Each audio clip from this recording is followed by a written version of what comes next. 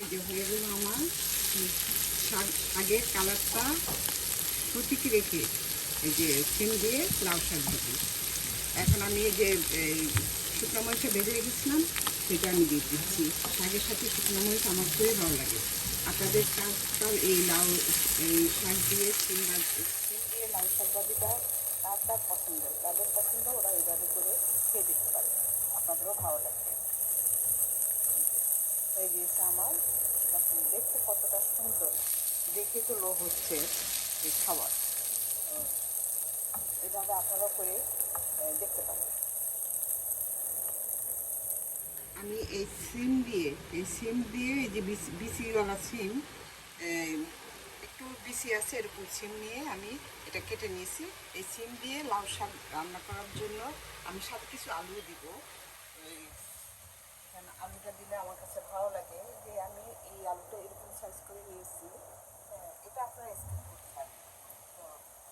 দিয়ে আমি সুন্দর করে এই যে রসুন কুচি, পেঁয়াজ কুচি আর কাঁচামরিচ কুচি দিয়ে আমি চুলার মধ্যে বসিয়ে দিয়েছি। এখন আমি এই সিমগুলি দিয়ে দিচ্ছি।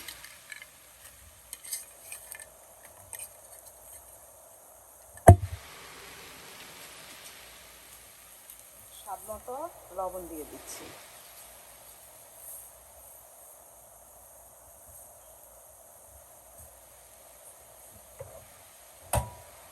দিয়ে এখন একটু ঢেকে আমি এটাকে সিদ্ধ করে নিচ্ছি।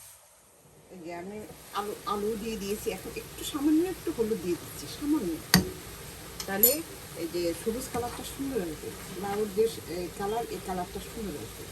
আপনারা এটা চাইলে দিতে পারেন, আবার না চাইলে স্কিপ করতে পারেন। এই যে লাউ শাকের সবুজ, সেই সবুজ কালারটা একদম ঠিক থাকতে হবে। আবার ঢেকে দিচ্ছি, দিয়ে একটু সিদ্ধ হবে। আমার এটা সিদ্ধ হয়ে গেছে, আমি এখন একটা বাটিতে নিয়ে নিচ্ছি। তারপর এটাকে বাগার দিব। মরিচটা ভাজা হয়ে গেছে,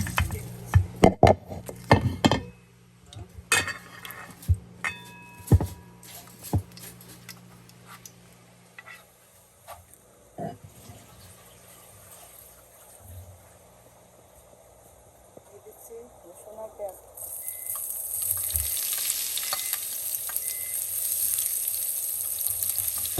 আমার পেঁয়াজটা ভাজা হয়ে গেছে, এখন আমি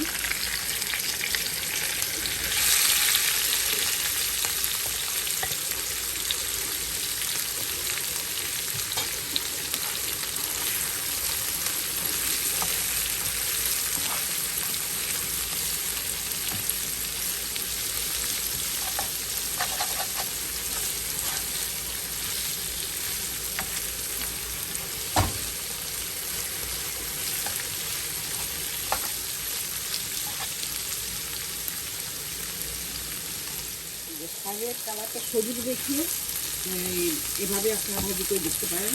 আর এই লাল শাক ভাজি সিম দিয়ে কার পছন্দ, যাদের পছন্দ ওরা এভাবে আমার মতো করে আপনারা নিজে খেয়ে দেখতে পারবেন।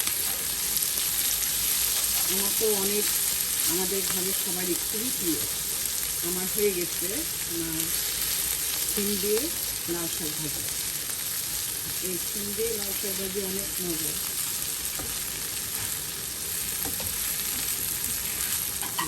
এগুলো আমার